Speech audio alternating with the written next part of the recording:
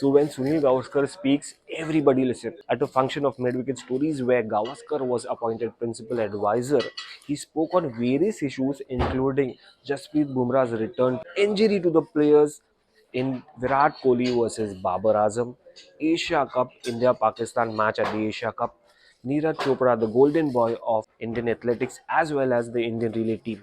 Let's check it out what Gavaskar had to say about all these things. Do subscribe to cricketnext.com and follow us on Instagram and Facebook.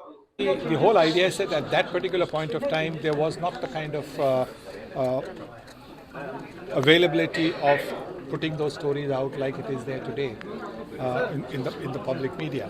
So many platforms today to be able to do that. That wasn't happening then, and so therefore I think it's an idea where the audience gets to hear what transpired then, what happened then. Already spoken about the historic India-Pakistan rivalry. Again, matches coming up for the Asia Cup or be the World Cup also. How special that rivalry is? I think the rivalry is always been there between certain countries, India, England, for example, because there's been history with India and England, so that's been quite interesting. In recent times, it's been Australia and India, which the matches, the series, whether in India or Australia, whichever one-day matches, test matches, T20 matches, are looked forward to by everybody. So yes, I think there's a context to it.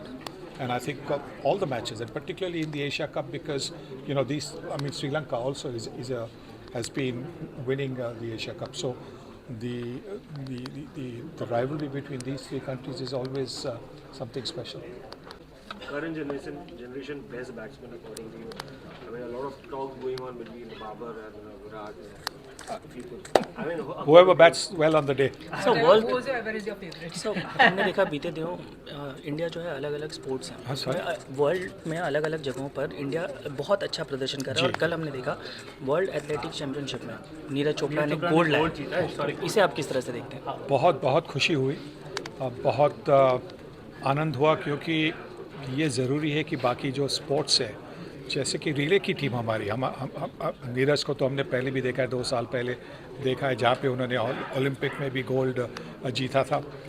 World में last year वो silver उन्होंने पाया था, तो उनके लिए ये एक ज़रूरी था कि इस बार गोल्ड प्राप्त करें, और एक लंबा थ्रो करके उन्होंने वो प्राप्त किया, तो इससे उत्तेजन मिलता है बाकी जो है।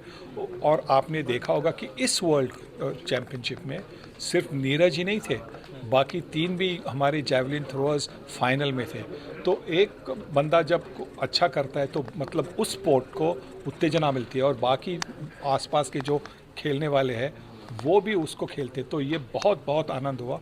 और उस टाइम तो मुझे याद है कि जब ओलंपिक में उन्होंने गोल्ड पाया था, तब हम इंडिया इंग्लैंड की सीरीज़ वहाँ पे चल रही थी इंग्लैंड में, और ये तो टोक्यो में हुआ था, और हम लोग बैठे थे वहाँ पे और देख रहे थे कि, और मेरे मुंह से गाना निकला था कि मेरे देश की धरती सोना उगले उगले हीरे मोती मेरे देश की धरती, और कल भी वैसा ही लगा। अमूमन ऐसा होता है कि जो गोल्ड जीतता है सिर्फ उसका नाम लिया जाता है, बट कई लोग ऐसे हैं, कई ऐसे प्लेयर्स थे जिन्होंने तैयारियां की बट चूक गए, और हमने देखा कि चेस वर्ल्ड चैंपियनशिप में प्रज्ञानंद जी, वो 18 साल की एज में बहुत अच्छा प्रदर्शन कर रहे हैं। तो आपको लगता है कि बाकी स्पोर्ट्स पर भी अब धीरे धीरे इंडिया आगे बढ़ रहा है? बिल्कुल, और देखिए उनको अब एक प्लेटफॉर्म जैसा मिल गया। जैसे एक पहले तो मतलब आप देखते थे कि शायद 2-4 स्पोर्ट्स के बारे में बातचीत हुआ करती थी, प्रेस कवरेज मिलता था उस 2-4 स्पोर्ट्स को। अब सारे स्पोर्ट्स को ये एक आउटलेट मिल गया, मतलब एक्सपोजर मिल रहा है, और उसी की वजह से जो बाकी के जो स्पोर्ट्स है वहाँ से भी हमें हमारे सितारे देखने मिल रहे हैं। हम प्रज्ञानंद के बारे में तो उन्होंने रनर अप किताब लिया, पर उसके लिए मतलब क्या है कि आज 18 साल के, वो आगे जाकर शायद कई बार वो जीत सकते हैं। दूसरी तरफ बैडमिंटन वर्ल्ड में प्रणॉय ने सेमीफाइनल तक पहुँचे, नंबर 1 जो थे विक्टर एक्सेल्सन, उनको उन्होंने हरा दिया। तो ये देखिए सारे स्पोर्ट्स जहाँ पे भारतीय स्पोर्ट्स पर्सन्स हैं उनको जो एक्सपोजर मिल रहा है, तो मुझे इससे लगता है कि जो हम अमेरिका के बारे में सोचते हैं या ऑस्ट्रेलिया के बारे में सोचते हैं कि स्पोर्टिंग कंट्रीज़ है, वैसे मुझे लगता है कि शायद 10-15 साल में भारत को भी एक स्पोर्टिंग कंट्री की मतलब कहा जाएगा। और दूसरा एक और सवाल जानना चाहिए, जिस तरह से हमने देख रहे इंडिया टीम इसमें परफॉर्मेंस का केस काफ़ी अनफेयर हो गया। रिंकू सिंह की बात करें, शुभमन गिल की बात करें, ईशान किशन की बात करें, तिलक वर्मा की बात करें, इनकी परफॉर्मेंस को आप किस तरह, काफ़ी यंग प्लेयर जो काफ़ी IPL में काफ़ी दावेदार देखते हैं, काफ़ी तेज़ी से बैटिंग करते हैं, रिंकू सिंह की परफॉर्मेंस को किस तरह देखें, क्योंकि काफ़ी धीमे खेलते हैं लेकिन जब लास्ट ओवर में आते काफ़ी ही आक्रामक दिखते हैं, उनकी बैटिंग आप किस तरह देखते हैं, क्योंकि काफ़ी लोग कह रहे हैं कि उनकी तुलना धोनी से कह रहे हैं कि फिनिशर का, आप किस तरह? मैं किसी की तुलना नहीं करूंगा, मैं यही कहूंगा कि जिस तरह से भारतीय क्रिकेट में जो अपॉर्चुनिटीज़ मिल रही है सबको, मतलब भारतीय क्रिकेट में अगर आपने देखा होगा कि एक ज़माने में सिर्फ मेट्रो से ही खिलाड़ी आते थे। अब देखिए, आप धोनी को देखिए, झारखंड से आते हैं, रांची से आते हैं, और सुरेश रैना गाज़ियाबाद से आते हैं, मतलब मोहम्मद शामी को देखिए, इतने सारे, मोहम्मद सिराज, जो मतलब मेट्रो से नहीं आते।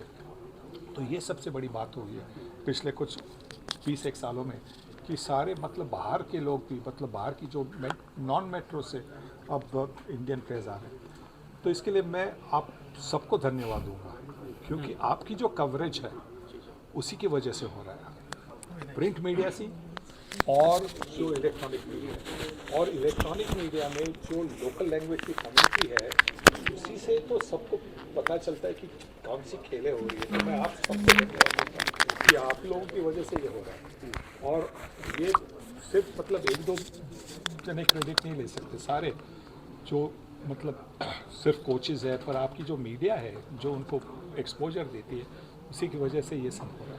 वर्कलोड मैनेजमेंट कितना इंपॉर्टेंट है?